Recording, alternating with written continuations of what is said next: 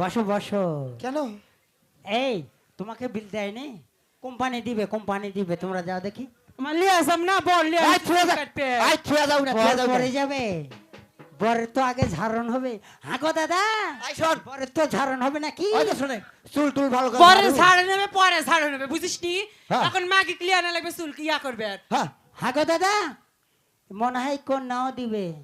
কোনালি আসবো না, বিলে যেতে হবে। হ্যাঁ গো দাদা, ক্যাসাল করতে তো সব চলে গেছে গো।